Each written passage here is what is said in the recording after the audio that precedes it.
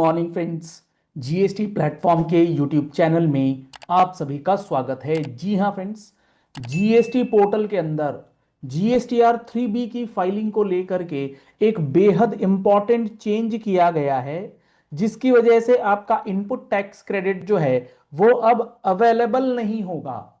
मैं सीए मनीष अग्रवाल आपको ये पूरा सिचुएशन एक्सप्लेन करने वाला हूं। और जीएसटी पोर्टल ने जो ये अपडेट किया है अपने फंक्शनैलिटी को, उसकी वजह से आपको क्या प्रॉब्लम आने वाली है वो आपको समझ में आनी चाहिए, ताकि आप फर्दर कोर्स ऑफ एक्शन जो है वो डिसाइड कर पाएं कि आपको अब करना क्या है।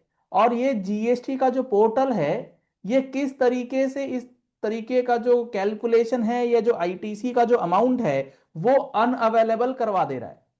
हो क्या रहा है, इस बात को बहुत ध्यान से समझिएगा। बात कर रहे हैं हम लोग कि आपका कोई इनवॉइस था जो फाइनेंशियल ईयर 2024-25 से रिलेटेड है। 24-25 का कोई आईटीसी जो है वो आपके पास 2A में भी आ रहा है, 2B में भी आ रहा है। यानी कि सप्लायर ने अपनी मार्च 2025 की जीएसटीआर 1 जो है वो टाइम पे फाइल कर दी है, और ये 1 लाख रुपए का आईटीसी आपके 2A और 2B में रिफ्लेक्ट हो गया। ठीक, लेकिन अब प्रॉब्लम यह है कि ये जो आपका 2A और 2B का डेटा है फाइनेंशियल ईयर 2024-25 से रिलेटेड, मार्च 25 का जो इनवॉइस है आपने अपनी जीएसटीआर 3B में डिक्लेयर नहीं किया है। यानी कि मार्च 25 की जीएसटीआर 3B आपने अभी तक फाइल नहीं करी है। लेट सपोज सर, मार्च 25 की जीएसटीआर 3B अभी तक फाइल नहीं हो रखी है। जी हाँ फ्रेंड्स, नहीं हो रखी है क्योंकि आपका जीएसटी नंबर जो है वो मान लेते हैं कैंसिल हो गया है। और आपका जीएसटी रजिस्ट्रेशन जो कैंसिल हुआ है, वो जीएसटी रजिस्ट्रेशन अभी भी कैंसल्ड स्टेटस में ही है, वो अभी भी रिवोक नहीं हो पाया। अब सवाल ये है कि हमारा जो ये इनवॉइस जीएसटीआर 2A या 2B में आ रहा है 1 लाख रुपीस का, और आप अपनी जीएसटीआर 3B फाइल नहीं कर पा रहे हैं मार्च 25 की, क्योंकि ये नंबर आपका कैंसल्ड है। अब चूंकि आपका नंबर कैंसल्ड है, तो अब आपको करना क्या है? अब आपको अपना नंबर रिवोक कराना होगा। आपने अपना नंबर जो है उसे रिस्टोर करा लिया है, उसे रिवोक करा लिया है। अब आपका रिवोकेशन आया है लेट सपोज 20 जनवरी 2026 को। समझिएगा चीज को। अब आपका रिवोकेशन आया 20 जनवरी 2026 को। अब आप मार्च 2025 की जीएसटीआर 3B की जो रिटर्न है उसे फाइल करेंगे। अब आपके सामने समस्या ये आएगी कि आप जैसे ही मार्च 25 का जीएसटीआर 3B फाइल करने जाएंगे, तो आप इसके लिए अपना जीएसटीआर 2B जनरेट करेंगे, आप इसके लिए अपना आईएमएस का डेटा चेक करेंगे। तो होगा क्या, मार्च 25 के जो भी इनवॉइसेस थे ना, ये 1 लाख रुपए के, पोर्टल इसे क्या कह रहा है पता है? पोर्टल इसे कह रहा है ये आईटीसी जो है वो आपके लिए है नॉट अवेलेबल। रीजन क्या है, आईटीसी क्यों नहीं अवेलेबल है? क्योंकि अब पोर्टल के हिसाब से आप जो अपनी जीएसटीआर 3B की फाइलिंग कर रहे हैं, ये 20 जनवरी 2026 को कर रहे हैं, और 24-25 का जो आईटीसी क्लेम करने का जो दायित्व है, जो टाइम पीरियड है, वो एज पर पोर्टल 30 नवंबर 2025 की थी कि आपको मार्च 25 की रिटर्न 30 नवंबर तक भरनी थी। आप तो भरोगे 20 जनवरी को, इसीलिए ये आईटीसी आपका 16/4 में हम डिसअलाउ कर दे रहे हैं।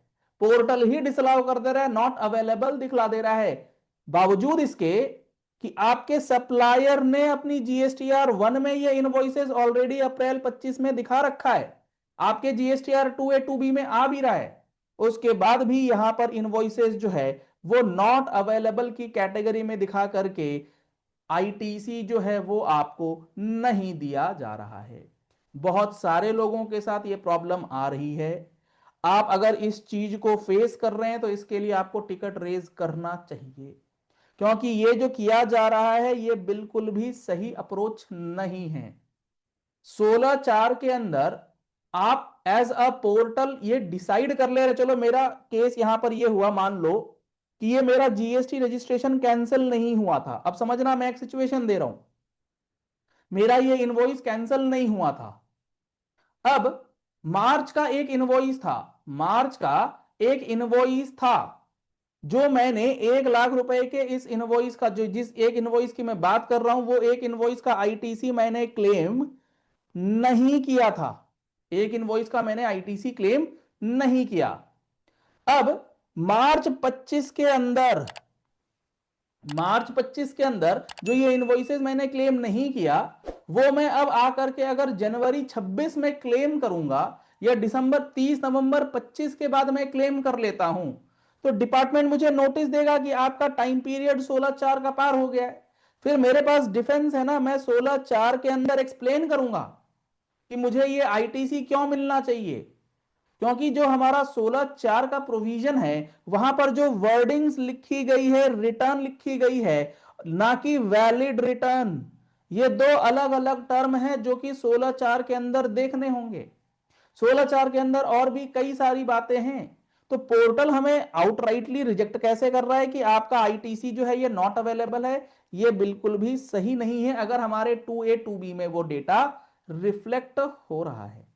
तो ये प्रॉब्लम बहुत ज्यादा लोगों को आ रही है, तो आपको इसका रिकंसिलिएशन करना पड़ेगा।